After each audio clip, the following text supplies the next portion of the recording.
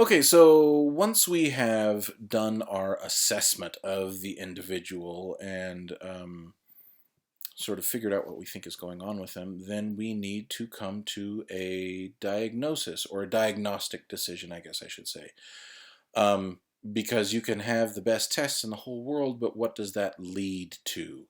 Well, we've got to, or I don't know that we have to, but the things that we tend to prefer as humans are systems of classification so that we can standardize some of these decisions, right? The thing that we use most frequently, especially here in the United States, when it comes to a classification system is what we call the Diagnostic and Statistical Manual, version 5, the DSM-5, which is a list of all of the known psychological disorders grouped by category, and then with what the symptoms of those disorders are. So the DSM-5, while very commonly used here in North America, is not the only one out there. You've also got the ICD and the RDoC, the Research Domain Criteria, um, and you can see some of the comparisons there. But amongst those three, DSM gets used most often in the United States. ICD-10 gets most frequently used elsewhere in the world because heaven forbid the United States do anything the same as the rest of the world. Whatever, the DSM-5 is great. And quite honestly, when you look at the comparison between the DSM-5 and the ICD-10, there's a whole lot of overlap. They're not a perfect match, but increasingly, as we move through versions, there's convergence there. Now, what the DSM-5 does is provide categorical information and dimensional information. So it groups the disorders into categories. So you've got mood disorders and anxiety disorders and personality disorders and several other groupings as well. And then within every single disorder, it will give not only a list of symptoms, but a rating for the severity of those symptoms and diagnostic criteria for how many of those symptoms you have to have and for how long in order to receive a diagnosis of that particular disorder. So you can see categorically, like I said, we've got anxiety disorders, depressive disorders, or I guess I should say mood disorders, and you can see some of the specific disorders that fall under those headings. And then as you are talking about, wait a minute here. Have we really got premenstrual dysphoric disorder under depressive disorders? Wow. I mean, okay.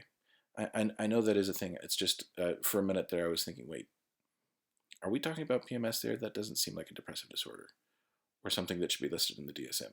That's just a thing that happens. Anyways, my apologies. Went off the rails there. You can see we're categorizing our disorders here.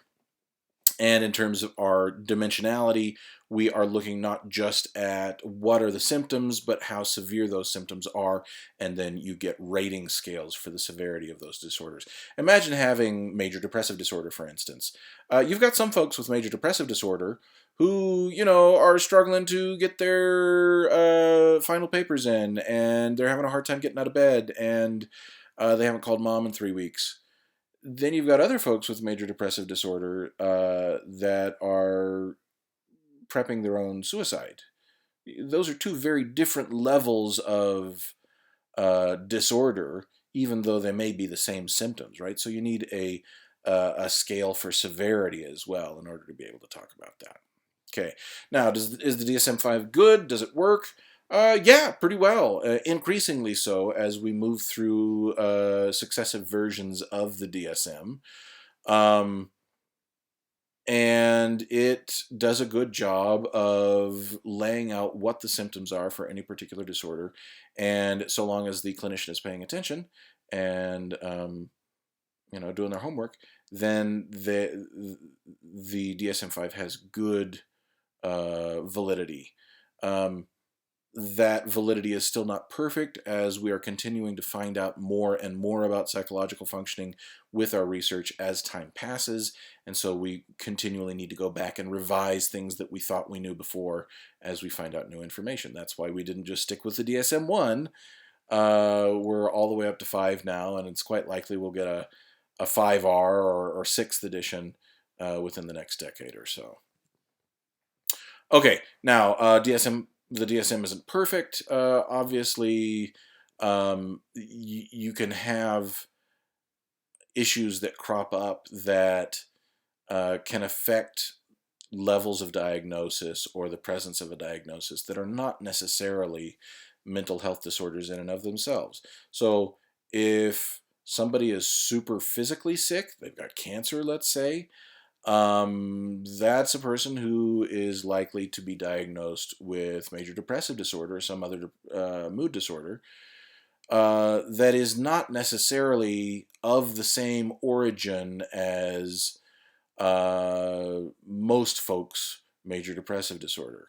As someone who is currently dealing with a terrible back pain issue, I can tell you that this one is very much the truth. The state of your physical being is very influential in how you are doing psychologically as well. But it's not that a person with cancer can't also be diagnosed with a major depressive disorder, and frequently that does happen. You can still give them antidepressants, and that still helps. But in terms of understanding where these things come from and why they happen, that seems to have a different genesis than depression does for lots of other folks. And you can see the same thing with, grief reactions or other things that change or are problems for people that aren't necessarily exactly disorders, but maybe they are, but it's sort of different than the disorders that we usually think of. These are the issues that we continue to have with the DSM-5. They're unlikely to get solved tomorrow. These are sort of back and forth discussions that have been happening for decades. Now, one of the things that we continue to revise, and another one of the reasons that we have multiple editions of the DSM at this point, is because the terminology changes as time passes. You look at the term mental retardation, which was originally a clinical term designed for folks with an IQ below 70, if I remember right, or was it below 50? I can't remember. At any rate, it was a clinical term used by and for doctors and mental health care professionals in order to help an individual and accurately classify them. With the passage of time, that word moved into the sort of everyday speech and got applied to any kind of, any kind of behavior or idea that people didn't like, and now is considered fairly offensive. And so we try to avoid it, and we've sort of renamed that particular issue as intellectual disability. Or there are other terms that get used as well. So it's a question not only of we relabel things when we get more specificity and more information about them, but also then as language changes over time, as it necessarily does, we try to be as professional and as useful as we possibly can and not cause harm by applying labels to folks that then have a value judgment attached to them, as the term retarded unfortunately does at this point. And so we just sort of move away from those terms and pick new ones. And the new ones will probably, the same thing will probably happen 30, 40 years from now, where the terms that we use now become offensive and we pick new ones. On the one hand, it seems a little silly. On the other hand, that's just how language works and how humans work. I don't see that going away anytime soon. Okay, then, once we have come to a diagnostic decision as to what disorder the person has and that they've received their diagnosis, then we need to treat them. And what treatment we land on depends very much, once again, on who is providing the treatment. It is likely to be a combination of personal information, idiographic information that is unique to that individual, and what we call nomothetic information, which is sort of, here's what's happening with people sort of on average. And that's going to help somewhere in there, the conjunction of those two things is going to help you identify what diagnosis the person receives and what treatment they are going to receive. How the therapist or clinician has been trained is likely to influence that choice of treatment, as is the state of the current research and how much clinical knowledge that individual has, right? Is this someone who has been practicing for decades and has a lot of clinical experience, or are they fresh out of grad school, right? Those are two very different scenarios in terms of the treatments that people are going to be picking. Now, interestingly, what ends up mattering the most when it comes to treatment, if you look at this pie chart here, is not anything to do with the therapist or the therapy that gets picked. It's what's going on in that person's life. It turns out that people, when life is hard, they don't do as well. Shocking. However, we don't have any control over that as mental health care providers. What we do have some control over is what that person chooses to do, what I as a therapist choose to do, and the relationship that I maintain with my client. That's something that I can affect. And so that's what I tend to focus on in terms of maximizing the positive outcomes for the person that I'm working with. Now you got to figure out what success even means for any given treatment. Is it a reduction in the symptoms that were identified? Is it the elimination of particular symptoms that are identified? And how do I assess the particular treatment? Well, that's going to depend on what the treatment is and how it gets measured. So we spend a lot of time in clinical psychology worrying about testing our therapies, right? Measuring how well things are working, assessing our treatments, right? And here's the questions that we ask. Is therapy, generally speaking, is it effective? So if I look at all of, let's talk about depressive disorders again, right? If I look at all of the range of depressive disorders, the folks who are receiving treatment versus those who have depressive disorders but are not receiving treatment, are the folks receiving treatment doing better? That's the most basic question to ask. Is therapy doing anything? Now, there's a couple of other more specific questions you can ask. Is this therapy, this new therapy that I've come up with, is it working any better than other therapies are working? Then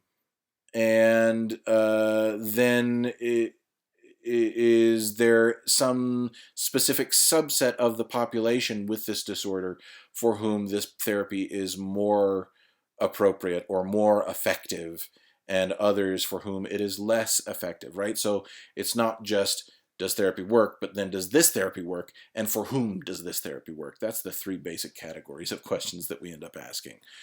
And when we look to the future in terms of how we can improve in our assessment of our treatments, a lot of it has to do with neuropsychology and brain imaging. That's really where the new frontier is, as we try to discover exactly what changes are going on in an individual's body and in their brain as they put different treatments into effect. And it allows us to quantify what's going on in the brain in a way that we haven't been able to in past generations. And that has really opened up whole new avenues for research and for assessing the effectiveness of the therapies that we're most interested in. Okay, that's all I've got for this chapter, so I'll close it off here. I will start in on chapter 5 hopefully tomorrow. Thanks, everybody. Talk to you soon.